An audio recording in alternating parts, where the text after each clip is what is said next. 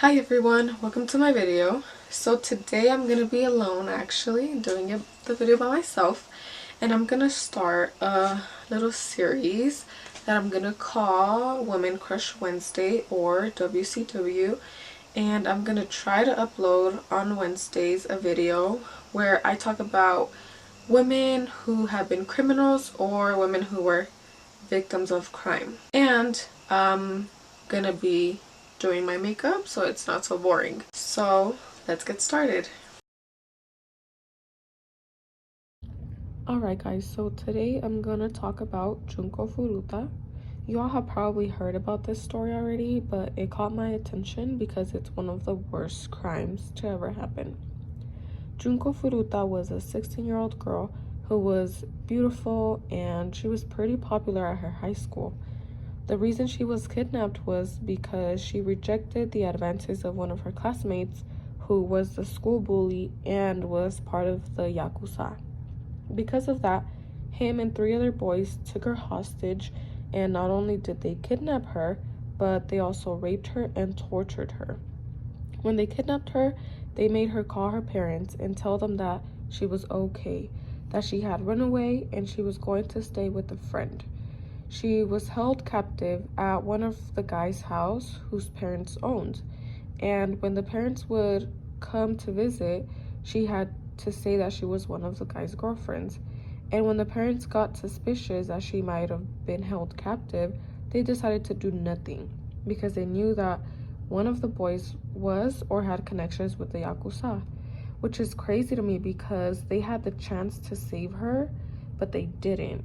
And I could imagine that they could have anonymously reported it, yet they chose to stay silent. She was kidnapped for 44 days, and in those days she went through so much trauma. To begin with, they kept her naked to humiliate her.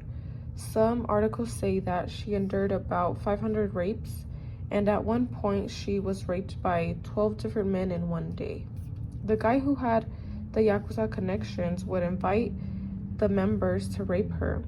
And not only did they rape her, but they would pee on her, and they would make her masturbate in front of them.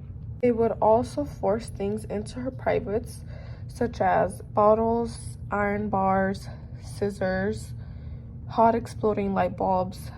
They would put fireworks and light them inside of her.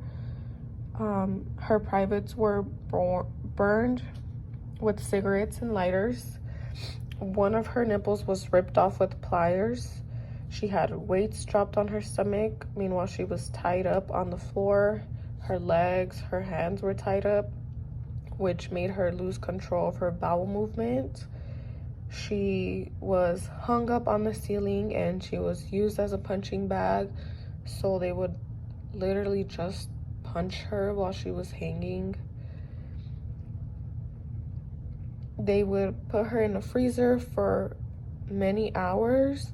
They would put needles through her breast, and her eyelids were burned with hot wax and lighters. The torture was so bad, her stomach started to refuse the food she was given, which would result in her throwing up.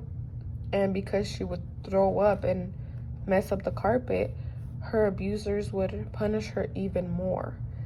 There was a point where she tried to call the police, and when she was caught, they poured lighter fluid on her feet and set her on fire.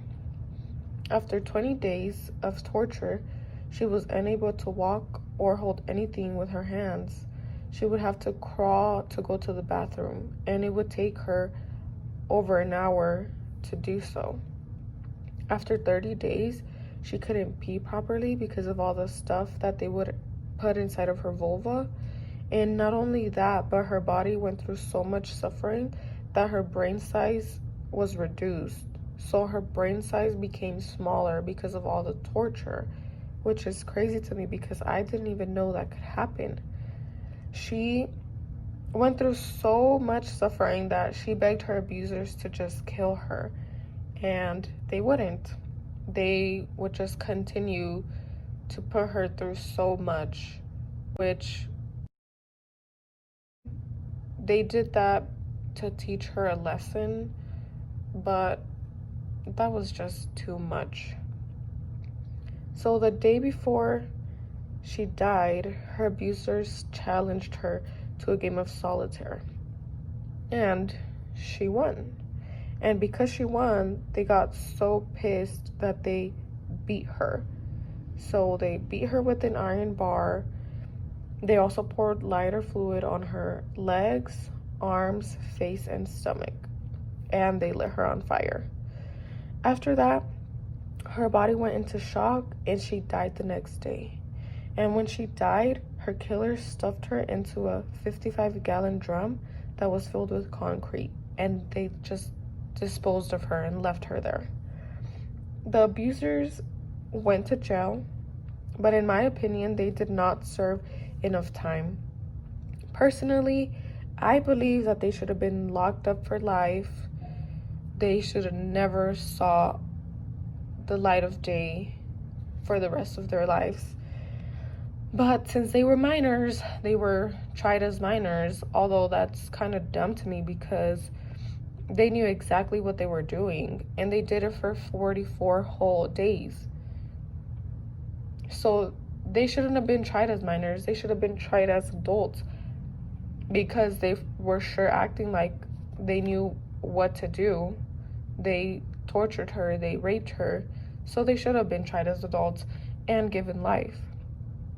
But 3 of them served less than 8 years, and the leader that had the Yakuza connections was sentenced to 20. Which, like I said, I think they should have been in there for life. But alright guys, this is it for the video. If you made it this far, thank you for watching. Don't forget to like and subscribe. Bye guys.